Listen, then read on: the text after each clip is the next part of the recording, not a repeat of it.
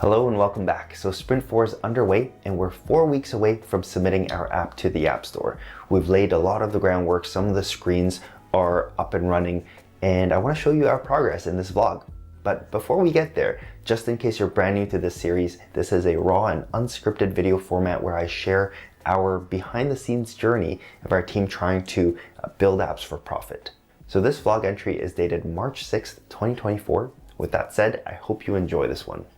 Hello and welcome back. So we just finished Sprint 3, which was mostly about laying out the groundwork so that we could work on the UI and the screens. So let me play some B-roll in the background so you have something to look at while I talk. Now there was some UI work done in this sprint, such as the entry screen, the calendar, and some of the initial mood logging screens. But it was mostly about setting up the data model, the relationships between the different entities, the queries that we're going to need, and then wrapping that all up in a data service so that each of the screens can use that data service to get data. And the reason why we were still able to set up some of the UI, as you saw earlier, was mostly due to the early proof of concepts that we did before we even started the sprints.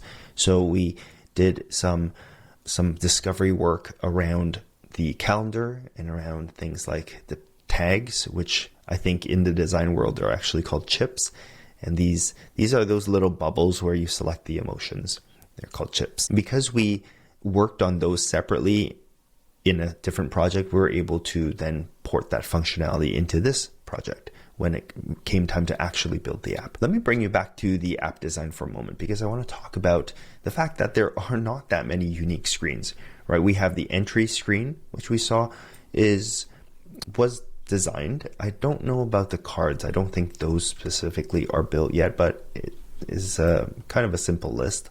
We have the calendar screen, which you saw in the development meeting, and we also have this mood logging flow. So the first step of the mood logging looks a little different. It's kind of a simple screen, but subsequently there are about 6 more steps or 5 more steps that the user can do to log more detail if they would like. But each of those 5 steps uses the same sort of UI. So this can be built once and can be reused over and over. So as you can see, there's maybe like 3 or 4 unique screens here that we're really talking about. So now that we've laid the plumbing for powering the data for these screens, it should be relatively simple.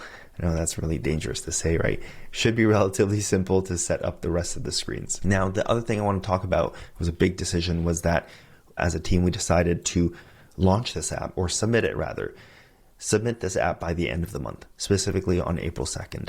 Now, the real reason for saying that date is because I need the team back for some other work, but I realized that in setting a date, it creates some urgency, and I think we'll be more productive from it. Now, looking at how much runway we have left, which is about 4 weeks, we have 2 sprints to go. So Sprint 4 is underway, and then we'll have Sprint 5. And because of that shortened runway, I asked the team if we could still launch with the same feature set, not launch, but submit the app by April 2nd. Can we still submit the app with the same feature set? And we identified that we probably need to cut out this profile tab, because this hasn't even been defined yet. There's no design for it. There's no requirements for it. So we decided to change the profile tab here into a settings tab. That is something that we're going to need anyways, which contains links to things like submitting feedback, reporting bugs, looking at the privacy policy, visiting the developer website, and things like that. So that's one of my action items to define that screen and what's exactly involved. And it'll probably be a simple screen that looks something like this. Another thing I have to do now that the app submission is imminent is to prepare things like the App Store screenshots, the app icon, description text. This is for the Code with Chris app, and things like that. So that's another task that I have to do. All in all, I'm really excited to submit this by the end of the month, and we will see if we can get there. I'm hoping testing and QA will be quick and painless. And of course, if something big comes up, we'll probably have to address it and fix it. But seeing as how the functionality is not that complex and heavy, hopefully it'll go smoothly. So fingers crossed. Thanks for watching, and I'll see you in the next one.